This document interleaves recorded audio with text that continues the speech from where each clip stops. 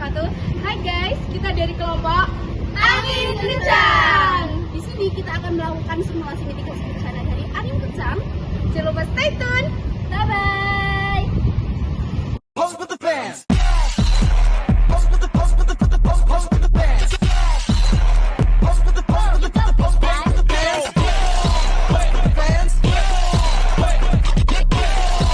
Pose pose with the fans. Pose with the pose with the pose pose with the fans.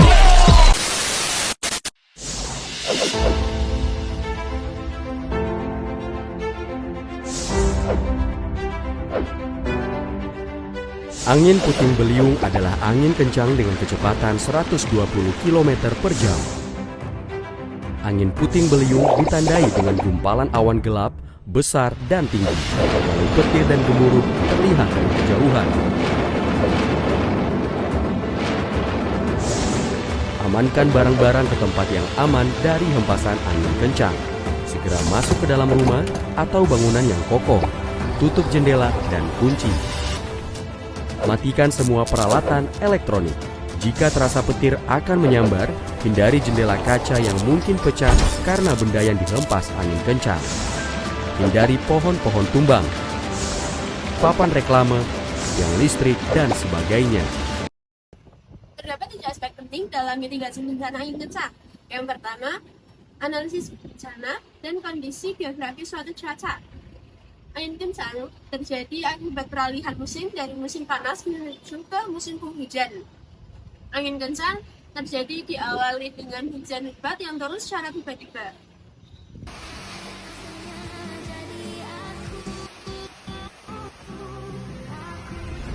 Aspek yang kedua menunjukkan daerah yang rentan terhadap angin kencang. Yang pertama, dataran tinggi, padang rumput, dan daerah sekitar pantai. Aspek yang ketiga adalah mitigasi bencana mencangkup pembangunan infrastruktur yang tahan terhadap bencana. Yang pertama, ada tanggul banjir. Fungsinya untuk mencegah luapan air sungai atau laut ke daerah permukaan. Contohnya tanggul Jakarta yang terus diperkuat untuk menghadapi ancaman naiknya permukaan air laut. Yang kedua, ada sistem peringatan dini. Fungsinya untuk memberikan peringatan dini kepada masyarakat akan potensi bencana seperti gempa bumi, tsunami, ataupun gunung meletus. Contohnya sistem peringatan dini tsunami di wilayah pesisir Indonesia yang terintegrasi dengan sirine dan pesan teks. Yang ketiga adalah bangunan tahan gempa. Fungsinya adalah mencegah kerusakan bangunan akibat gempa bumi. Contohnya adalah penggunaan teknologi tahan gempa seperti struktur rangka baja dan fondasi yang kuat. Yang keempat, ada penataan kembali lahan. Fungsinya adalah mengurangi resiko bencana seperti tanah longsor, banjir bandang, dan erosi. Contohnya adalah reboisasi, terasering, dan pembuatan saluran drainase yang baik. Aspek yang keempat yaitu aspek penting mitigasi bencana angin kencang yang melibatkan pendidikan publik, pelatihan keterampilan bertahan hidup, dan kampanye kesadaran bersama. Nah, yang pertama, pentingnya pemahaman pada pendidikan publik adalah kunci agar masyarakat memahami apa itu angin kencang, bagaimana proses terjadinya, dan dampak yang ditimbulkannya. Nah, dengan pengetahuan yang cukup, masyarakat akan lebih siap menghadapi ancaman. Yang kedua, pelatihan keterampilan bertahan hidup. Pelatihan pertolongan pertama sangat penting untuk menangani korban luka akibat bencana. Masyarakat perlu diajarkan cara memberikan pertolongan pada luka ringan hingga luka berat. Aspek yang kelima yaitu penetapan peraturan dan kebijakan yang mempromosikan pembangunan yang aman dari segi bencana. Yang pertama ada peraturan bangunan yang tahan angin. Bangunan harus memiliki desain dan struktur yang tahan terhadap tekanan angin, termasuk penggunaan bahan bangunan yang kuat dan sistem konstruksi yang mampu menahan hembusan angin ekstrim. Misalnya ada atap dan dinding diperkuat, jendela diberi perlindungan, tahan benturan, dan fondasi dibuat lebih kokoh. Yang kedua ada perencanaan tata ruang, menentukan wilayah mana yang aman untuk pemukiman dan industri, terutama menghindari area yang sering terkena angin kencang, misalnya di wilayah pesisir yang rawan badai. Yang ketiga ada kebijakan mitigasi infrastruktur publik. seperti bangunan, fasilitas umum, dan seperti jalan, jembatan, dan jaringan listrik juga perlu dibangun dengan mempertimbangkan ketahanan terhadap angin kencang. Misalnya, jaringan listrik bisa dirancang untuk meminimalisir resiko putus akibat angin dengan menggunakan kabel di bawah tanah yang di area tertentu, ditanamnya di bawah tanah.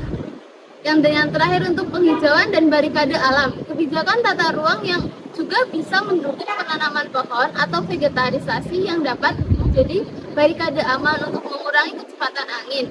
Vegetarisasi ini selain dapat menahan angin, juga membantu mencegah erosi tanah yang sering terjadi akibat angin kencang. Penanaman dan pemulihan ekosistem alam dapat membantu mengurangi risiko bencana seperti banjir, tanah longsor, angin kencang, serta kekeringan.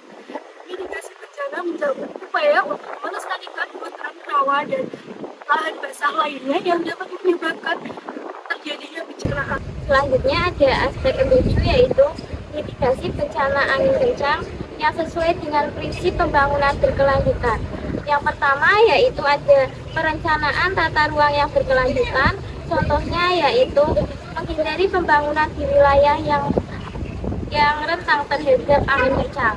Contohnya di daerah terbuka. Yang kedua yaitu pengelolaan sumber daya alam yang berkelanjutan.